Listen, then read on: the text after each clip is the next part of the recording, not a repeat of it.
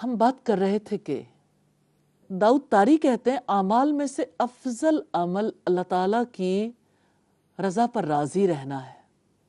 عبد الواحد ابن زید کہتے ہیں میں اعمال میں سے صبر پر کسی چیز کو مقدم نہیں سمجھتا، نہ میں اس سے زیادہ کسی کو درجے میں زیادہ شرف والا سمجھتا ہوں، اور نہ میں رضا سے بلند سمجھتا ہوں، اور رضا محبت کی بنیاد ہے۔ یعنی جب انسان کسی سے محبت کرتا ہے تو اس کی خوشی کو عزیز رکھتا ہے،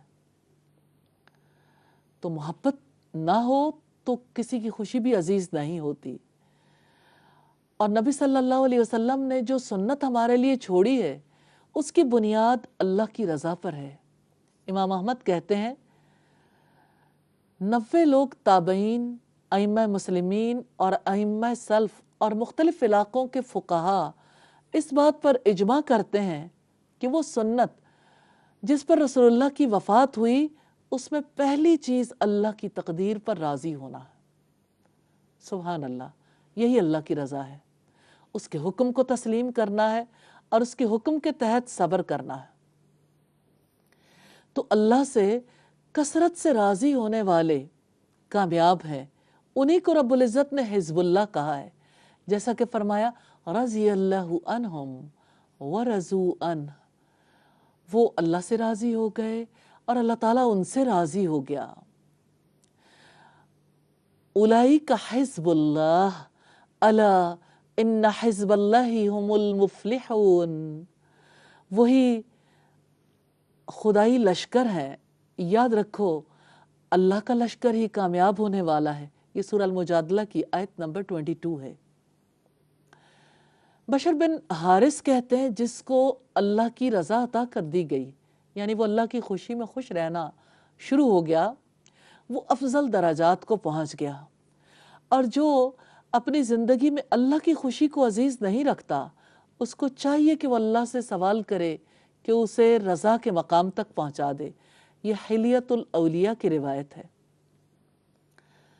رضا جو ہے وہ سخط یعنی اللہ کی ناراضگی کا متضاد ہے۔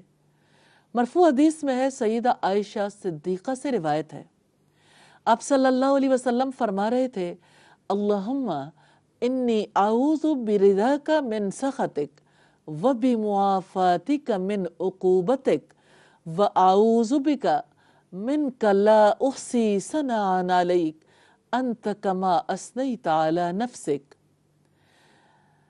اللہ میں تیرے غصے سے تیری خوشی کی پناہ میں آتا ہوں، اللہم انی اعوذ برضاک من سخطک، اللہ میں تیرے غصے سے تیری خوشی کی پناہ میں آتا ہوں، تیری سزا سے تیری معافی کی پناہ میں آتا ہوں، اور میں تجھ سے تیری پناہ مانگتا ہوں، اور میں تیری حمد و ثنا ایسی نہیں کر سکتا جیسی تو نے خود اپنی حمد و ثنا بیان کی ہے۔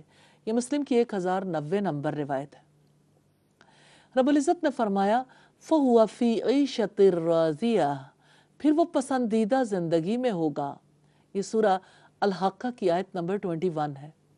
اس سے مراد یعنی مرضی والی زندگی ہے۔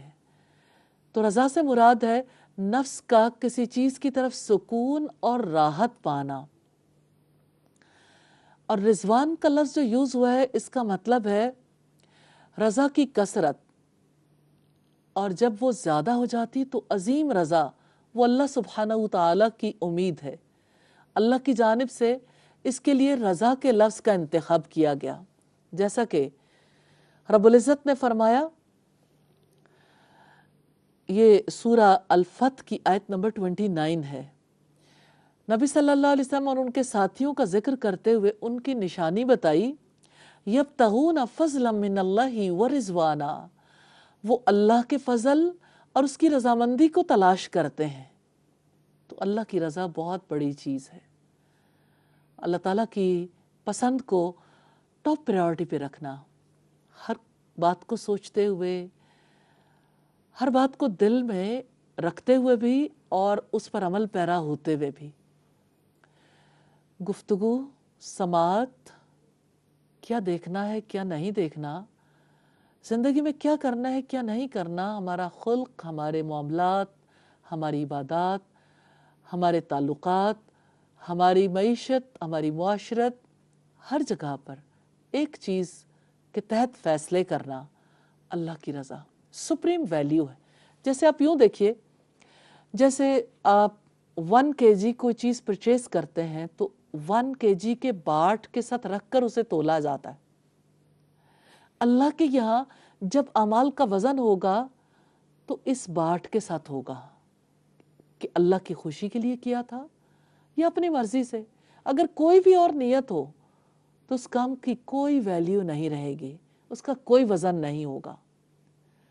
تو اللہ کے یہاں ہماری پوری زندگی کا حساب کتاب تو ہوگا، ہمیں جو وقت ملا، ہمیں جو مال ملا، ہمیں جو صلاحیت ملی، ہم نے اپنے دن رات کس طرح سے گزارے، ایک ایک چیز کا حساب کتاب ہوگا۔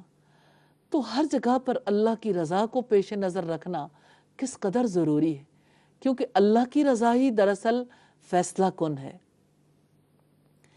تو اللہ کی رضا دراصل دل کا سکون ہے جس کے تحت حکم جاری ہوتا ہے۔ اور حافظ ابن حجر کہتے ہیں رضا اللہ تعالیٰ کی تقدیر پر نفس کا سکون ہے۔ بعض لوگ کہتے ہیں جو کچھ اللہ تعالیٰ نے اپنے بندے پر جاری کر دیا اس کے خلاف کو چھوڑنا ہے۔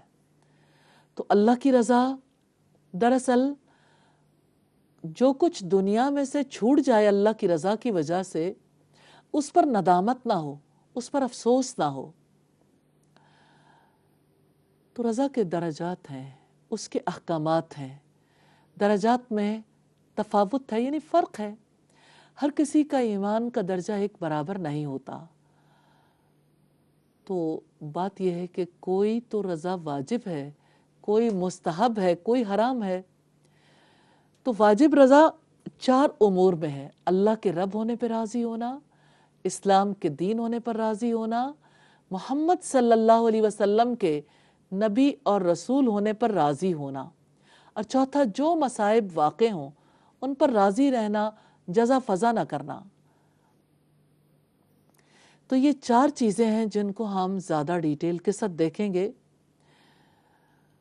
حضرت عباس بن عبد المطلب سے روایت ہے، انہوں نے رسول اللہ کو فرماتے سنا کہ جس شخص نے اللہ کے رب ہونے، اسلام کے دین ہونے اور محمد صلی اللہ علیہ وسلم کے رسول ہونے پر اپنی رضا کا دل سے اعلان کر دیا، اس نے ایمان کا مزہ چکھ لیا۔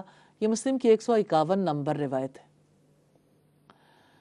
تو وہ رضا جو واجب ہے، یعنی جس کے بغیر ہمارے لیے کوئی گنجائش نہیں ہے، وہ یہ ہے کہ اللہ کے رب ہونے پہ راضی ہو جائیں۔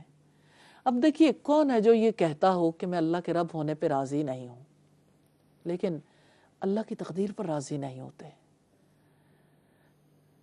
کسی کا چھوٹا سا، یعنی چھوٹی سی بیماری آ جائے، وہ اپنی بیماری کا اظہار یوں کرتا ہے، پتہ نہیں سر درد کیوں ہو گیا،